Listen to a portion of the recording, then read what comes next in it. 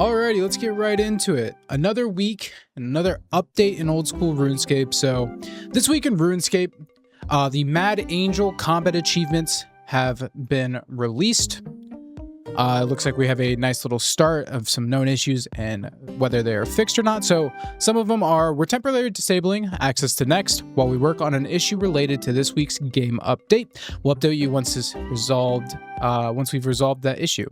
And at 1519 BST, we've developed a fixed or deployed a fixed, and access to Next is now enabled again. Apologies for the inconvenience and thank you for your patience.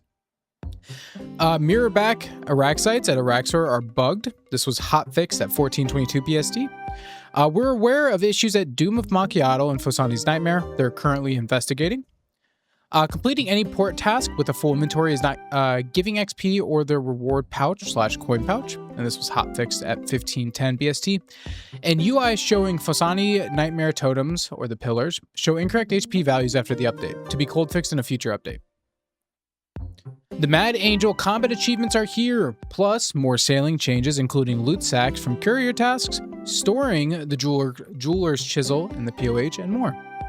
So we'll get right into it. The Mad Angel combat achievements. All right. By now, many of you have conquered the Mad Angel and gotten familiar with its fight mechanics. Ready to take things up a notch? It's time to raise the stakes. From proving our mechanical mastery to testing your endurance, take on the Mad Angel combat achievements and rise to the occasion. We can kind of see these all here. Actually, a little bit of a handful of them, but doesn't look too bad. Medium difficulty, I'll kind of just read left to right. So there's medium task, it's kill count, it's called Mad Angel Adept, and it's just kill the Mad Angel 25 times. Mechanical medium called Dancing Queen, kill the Mad Angel after getting 6 consecutive enhanced attacks by dodging the sweep attack successfully during her enrage phase. Medium mechanical Smite Fight, kill the Mad Angel after getting 3 consecutive enhanced attacks by successfully praying against the smite attacks during her enrage phase. Medium mechanical called Juggling Act, kill the Mad Angel after attacking her between each bounce of the blast attack during her enrage phase. Hard, which is a kill count, which is called Mad Angel Veteran, kill the Mad Angel 50 times. Hard, which is a speed, called Mad Angel Speed Runner, kill the Mad Angel 5 times within 10 minutes of entering her arena. Hard Perfection, Mad Angel, Perfect Mad Angel, kill the Mad Angel without taking any avoidable damage. Elite, which is Stamina, this is Madness, kill the Mad Angel 15 times without leaving her arena. An Elite Restriction, the Pen is Mightier, kill the Mad Angel without equipping a weapon.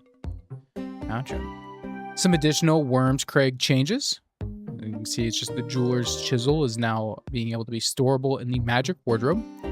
Mad Angel kill, oh, why was weird? Okay, Mad Angel kills now contribute to the combat achievements total boss kill trackers.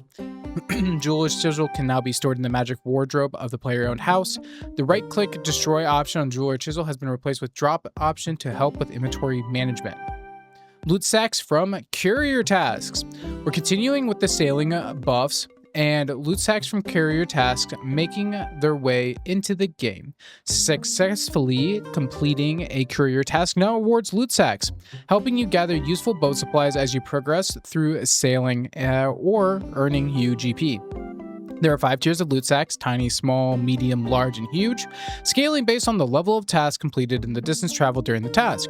There's a 4 in 5 chance that the loot sack will contain GP depending on its tier. For example, a tiny sack can contain 800 to 1200, where a huge sack can contain 6400 to 9600 GP. And there's a 1 in 5 chance that the loot sack will contain a bundle of supplies which you receive at all once when opening it. And there's icons for them. Loot sacks are stackable and work similarly to how the Hunter Rumors loot sacks. If you receive a loot sack containing supplies, the rewards will be scaled based on the sack tier. As mentioned above, possible supply drops include sheets of dragon, nails from bronze to dragon, cannonballs from iron to dragon, normal to ironwood planks, bronze to ruin bars, and copper to ruinite ores. We also love the suggestion from players to have each port offer a thematic supply drop that is related to their port. Take a look at the table below to find out more. So Alderaan, you may receive grapes. Ardoon, you may receive a chocolate or regular cake. Brimhaven, you may receive pineapples. Karen, aisle. Uncut gems varying from opals to diamond based on the sack tier. Catherby, raw cod, tuna, lobster, bass, and sharks based on the loot sack tiers. Civitas Ila Fortis, kebabs. Corsair Cove, you may see bronze to rune scimitars based on the loot sack tier. Deep Fin Point, lead and nickel ores. Intrana, various types of bones, with higher level bones dropping from higher tier loot sacks, etc. Yeah, that's Etcetera. My apologies. Teak and mahogany logs. Hosidius, maybe get buckets of compost, super compost, or ultra compost based on the loot sack tiers. Jatizo, ores ranging from copper to ruin on the tiers as well. Land's Ends, you may receive an empty bird nest. Lunar Isle, astral ruins. Musa Point, bananas. Night's Knot, you may receive yak hides. Piscatorius, you may receive raw monkfish. Port Khazard, raw manta rays or raw sea turtles. No, I'm sorry. Yeah, I did say that right. And then Port Piscolarius, raw anglerfish. I was sitting here feeling like I almost skipped a line. Port Roberts, you may receive cannonballs ranging from bronze to dragon based on the tier. Port Sarum, you have caskets. Port Tyrus, Zulrah scales. Wow. I wonder how many. Probably not as much, but who knows. And even with Priv giving off crystal shards, interesting. Red Rock, they can't be a lot. There's no way, in my honest opinion. There's no way they're going to give you a lot of Zulrah scales or crystal shards, but hey, prove me wrong, give us a lot. That'd actually be really convenient maybe for some people as far as not AFK, but a way to sail training while also getting, scales or shards if you need them.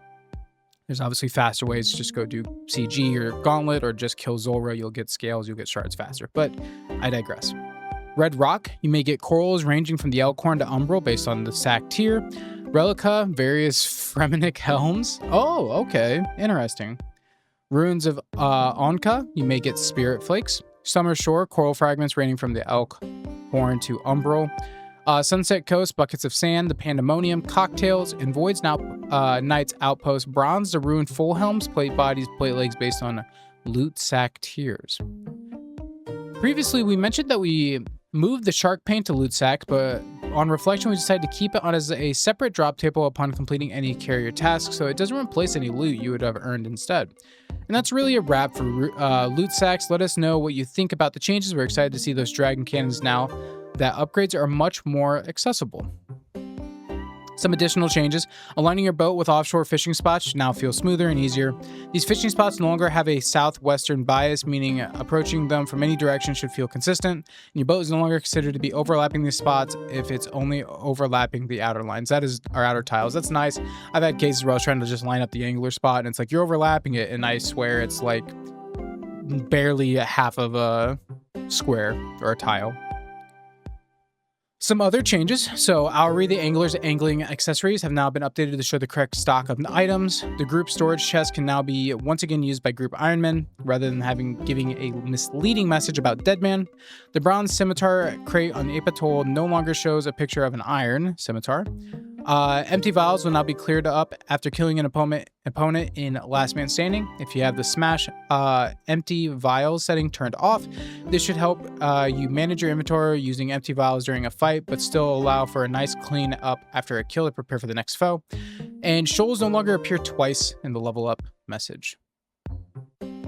Worms Craig art competition winners. So the RuneScape art community has wrapped up the Worms Craig art competition. We had over 40 entries in this competition that happened on the RuneScape art community Discord, and each and every one of you should be so proud of what you created. We're extremely lucky to have such a talented bunch of artists within our community. Your creativity continues to amaze us. The competition was judged by a panel of experts, Presleek, Encoro, and Gnome, the player designer of Worms Craig. Here's what Gnome had to say for each of the winning entries. So the grand prize winner was Lil Ryzen, right? First place winner. When I first saw this piece, I immediately knew it would be a strong contender, a stunning acrylic masterwork of the biblically grandiosity, like something out of a real museum. The clouds alight the streak of lightning, crowning the splendid figure of the Mad Angel in her full glory. A job very well done. Some of the runner-ups. So, Freya Snow, this was a runner-up. An awesome piece that frames a Mad Angel like stained glass windows on her own cathedral. A styling that feels reminiscent to old school's own styling. The chosen perspective of an angel gazing down at you really solidifies her majestic presence. The funniest or most unique and most creative, that went to But Paralysis. Several submissions made me smile, but this one got me laughing without reserve. Juxtaposing poor Muriel's distress with an adventure blissfully ignorant and self-serving demeanor, the adventure truly has a wondrous moral compass. This is the lady, I think her like son died. And you just go in there like, hey, I'd like to, can I put my bank chest here? Don't mind me. I know I'm in your home, but gotta do what I gotta do. Some honorable mentions, and you can see them all here. These entries stood out in the panel. Whilst they did not win prizes, they deserve special recognition of their creativity, quality, and impact on the panel. You can see these all. They're from OSRS, Quadri, Ida, Ninth Cloud, Dash Inc., Hill Walk Hawk, Rodney, Mirafaro, Gpup 77, and Sierra Storms. You can kind of see them. I think I should be able to just barely click, and we can kind of see these all. So...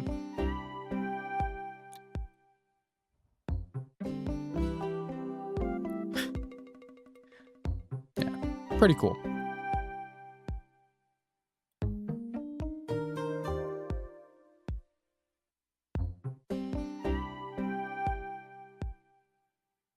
Solid. Once again, thank you to everyone who took part. If you'd like to check out all of our entries, please head over to the RAC Discord. The Runescape Dragon Wilds giveaway. Runescape Dragon Wilds is launching its 1.0 version on consoles and PC on September 15th, and the team is running a giveaway to celebrate this. The prizes up for grabs include a Nintendo Switch 2 console, a PS5 disc console, not that that's going to matter much soon, an Xbox Series X console, and an old school RuneScape PC bundle with a Starforge Core RTX 5070 machine. And this is just because, yeah, gotta love emergency alerts. This is just because Dragon Ball is not only is it launching, these are all the consoles, and then PC it'll be available on, so Steam, PlayStation, Xbox, and the Switch.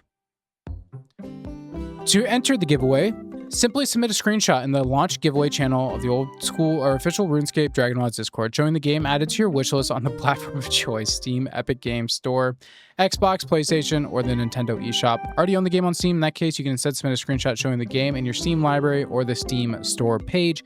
The giveaway is already live and will close Thursday, September 3rd at 7 a.m. local.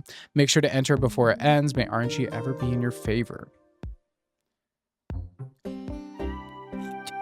I won't enter, not to be that person, but I do own this entire suite of consoles and I have a gaming PC. So as much as it'd be cool to have like another or something, I'd probably just end up sitting there wanting to more like give it to a friend or someone else who may not have one of these. But it's all really cool. The Starforge PC is something I mean, it'd probably be the most interest to me. I have considered multiple times getting like the case. You can buy just the case. The downfall is I have the exact same model of the case without the artwork on it, and the fact that the normal case, nothing against Starforge, you have to make money somehow.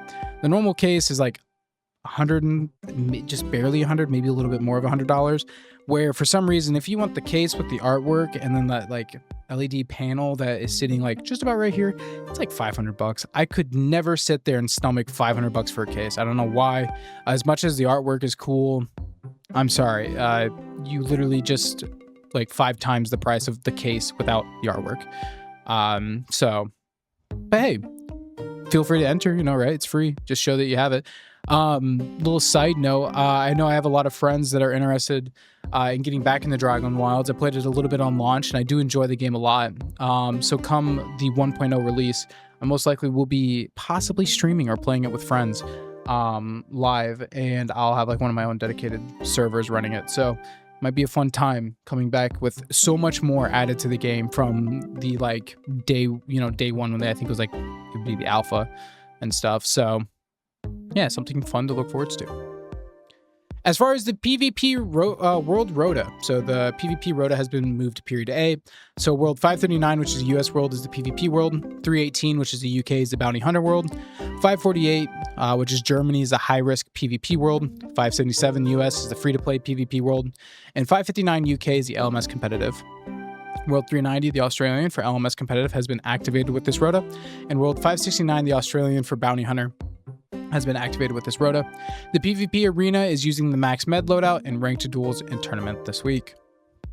So that is everything. If you want to discuss the update, go to Reddit or the subreddit 2007scape subreddit, Steam forums, or the official Discord, right? Don't forget to check out the Old School RuneScape wiki. I will probably hop on there and look at these. I'm curious how much they're willing to give for like pretty much these two, the Zulrah scales and crystal stars, even maybe the buckets of sand for that passive crafting. But yeah, I'm really curious on this. I mean, I know right now I'm when I'm not doing DT2, which hopefully I should be finishing that tonight. That has been fun to do guideless, but also just melting my brain. Yeah, I like to AFK by just salvaging right now because I'd like to get the bigger storage for the sake of the immense AFK angler fishing, right? So, maybe if I feel like being more active, doing these, courier tasks might be more interesting if we're talking stuff like Zulrah scales and such. So I'm pretty interested to check this out. But that's it for this week in RuneScape. All you GMs out there, I am nowhere near GM. If you couldn't tell, if you've come to my streams or looked at my iron, nowhere near that. But hey, go get your helmet back. They keep taking it from you. It's only a matter of time until they add another boss, and then you're like, you lose your GM status yet again. But hey, that's the name of the game, right? Gives you something to go for, gives you a reason to come back. But that is it. You all have a fantastic rest of your Wednesday, and I will see you next week for the next tour. See you now.